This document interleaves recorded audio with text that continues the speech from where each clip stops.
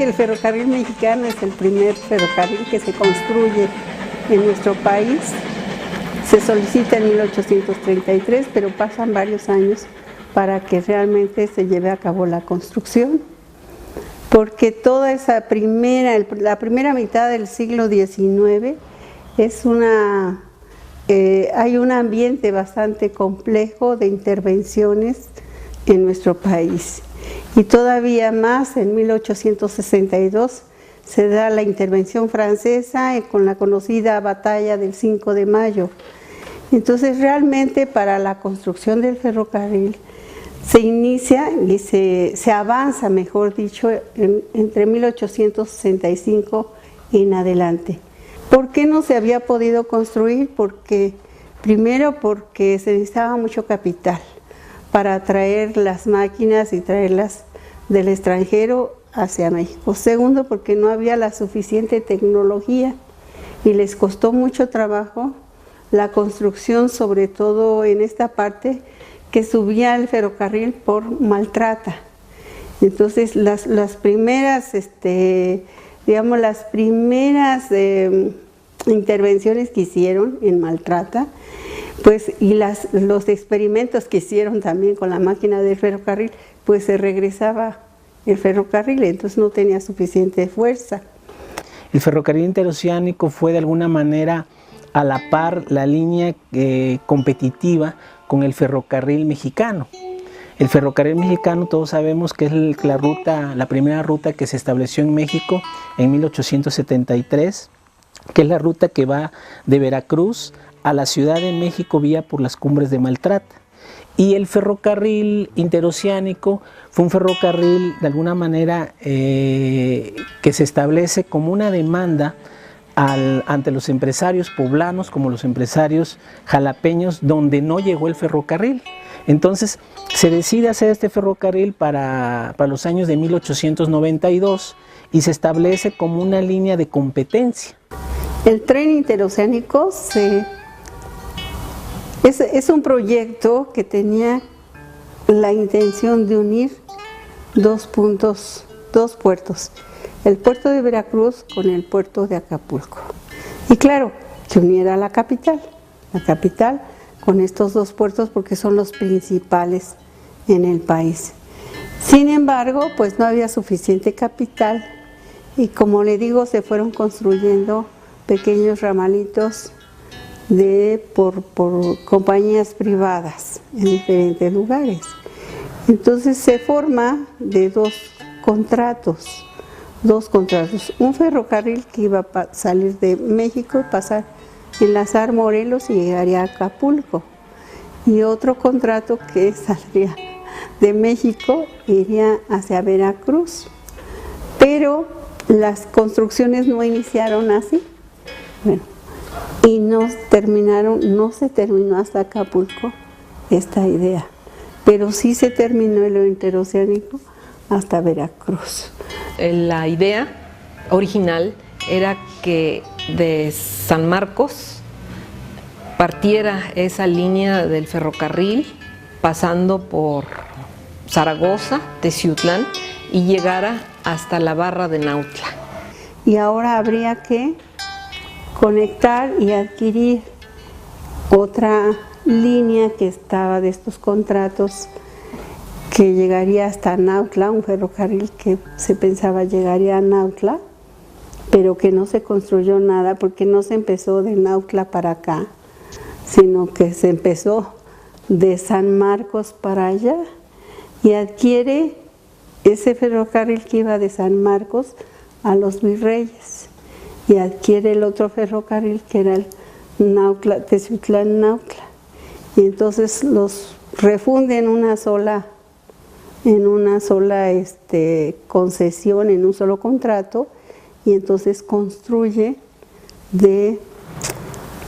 cuando lo compra ya está los kilómetros tendidos de San Marcos a Los Virreyes, entonces lo compra el interoceánico y construye de Los Virreyes hacia Teciutlán. Ramal es una vía corta que sale de la vía principal. En este caso era la vía principal México-Veracruz, con una parada en Puebla. Y en el caso del ramal era parte de la vía Puebla-Teciutlán, que paraba en Oriental. En Oriental transbordaban porque el ramal que salía de ahí hacia Teciutlán era vía angosta. Bueno, con todas estas líneas, el estado de Puebla pues salió adelante, porque entonces verdaderamente unió diferentes puntos del estado. Si lo viéramos en un mapa, pues realmente está unido varias poblaciones dentro del estado. Hay varias estaciones que pone a donde llega la gente y lleva sus mercancías, y las haciendas tienen un escantillón, tienen unas vías que lleguen hacia ahí para llevar sus mercancías. Entonces tiene un impacto mucho mayor, tiene una serie de, y no digo un solo impacto, varios impactos, ¿no? Tanto en el paisaje natural como en la parte comercial y tecnológica de ese entonces, que no había logrado el ferrocarril mexicano, porque ese ramal, pues como decía, no conectaba nada, casi nada, ¿no? Entonces, yo creo que ahí está la fortaleza del interoceánico. El ramal, de alguna manera, fue un ramal muy interesante porque llegaba a lo que fue de lo que sería el ferrocarril que iría hasta la costa del Golfo, ¿no? Pero nunca se logró concluir ese proyecto. Finalmente, fue un ferrocarril que nunca se ensanchó, o sea, siguió siendo de vía angosta, como fue primeramente la línea del ferrocarril interoceánico. Recordemos que el mexicano era de vía ancha y el interoceánico era de vía angosta. Pues no está registrado como específicamente se hizo por esto, pero seguramente fue para conectarlo con Oriental, conectar Teciutlán con Oriental, y al conectarlo con Oriental lo conectaba con Puebla, México, Veracruz y Jalapa. Digamos que ya el 5 de mayo de 1900 se inaugura esta línea de San Marcos Mis Reyes, pero lo que hace este ferrocarril son dos cosas: una, extender la línea hasta Teciutlán, y en segundo lugar, pues construir estas estaciones tan hermosas, tan grandes. Todos los preparativos para la llegada del tren, hay muchas crónicas referentes a ello, que los teciutecos ya estaban ansiosos porque ver llegar la locomotora, hasta hacían apuestas en los bares, en los restaurantes de aquel tiempo. Y se llega a la fecha, el 5 de mayo de 1900, por supuesto que tenía que ser un 5 de mayo para que pudiera llegar la primer locomotora. Te mencionaba que hay cronistas que refieren ese hecho: Ignacio Machorro y también Ernesto Bello Martínez, son los cronistas que dejan para la posteridad de cómo se desarrolló ese día.